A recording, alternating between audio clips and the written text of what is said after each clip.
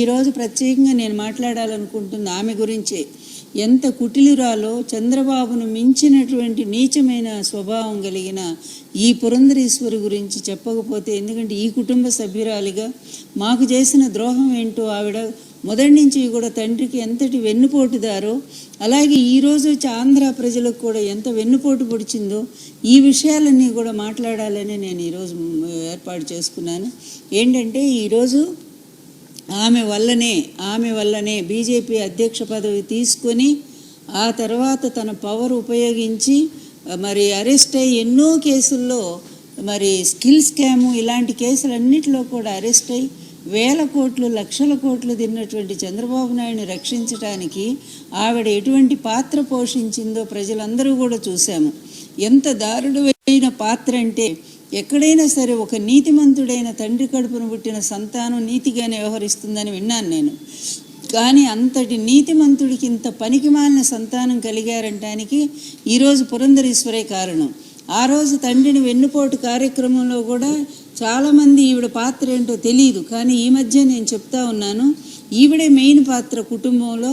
బయటేమో చంద్రబాబు నాయుడు రామోజీ చేస్తే, కుటుంబంలో ఈవిడ కుటుంబ సభ్యులందరినీ ఏకం చేయటంలోనూ, అలాగే వెళ్ళను వైస్రాయ్ హోటల్కి అని చెప్పిన భర్త వెంకటేశ్వరరావుని దారుణంగా తిట్టి, భయంకరమైన భాషతో తిట్టి, అది కావాలని చెప్పలేను నేను అంతా, ఎందుకంటే ఈ అక్కా చెల్లెళ్ళ భాష ఏంటో మనం ఈ మధ్యనే చూసాము.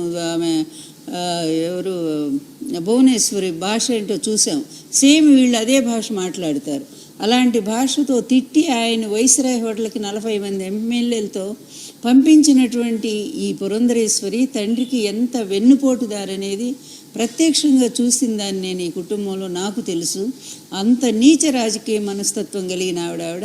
అదైపోయిన వెంటనే తండ్రి ఏ కాంగ్రెస్ పార్టీకి వ్యతిరేకంగా తెలుగుదేశం పార్టీని స్థాపించారో ఆ తెలుగుదేశం పార్టీ ఆశయాలు అన్నీ తుంగలో దొక్కేసి అటు తండ్రికి వెన్నుపోటు పడవటమే కాకుండా వెంటనే పోయి కాంగ్రెస్లో జాయిన్ అయిపోయింది.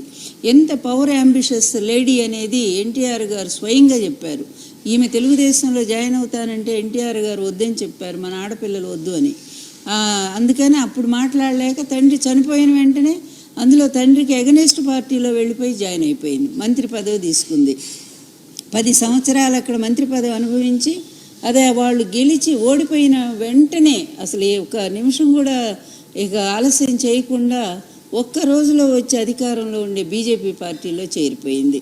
అప్పటి నుంచి అంతకుముందు ఆవిడ మినిస్టర్గా ఉన్నప్పుడు కూడా ఆవిడ చేసిన అకృత్యాలు, అవినీతి మీద మరి ఎవరైనా సరే ఎంక్వైరీ చేస్తే అవన్నీ కూడా బయటకు వస్తాయి.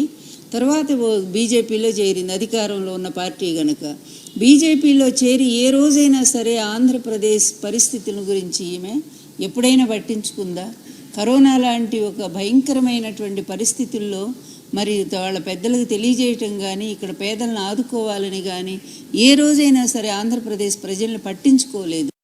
అదేవిధంగా భర్తను బయటికి తరిమేశాడు చంద్రబాబు నాయుడు. ఆ రోజు డీసీఎం ఇస్తానని చెప్పి తీసుకెళ్ళి వీళ్ళిద్దరూ పోయి ఆయన పంచలో కూర్చున్నారు, కొన్ని గంటలు కూర్చున్నారు.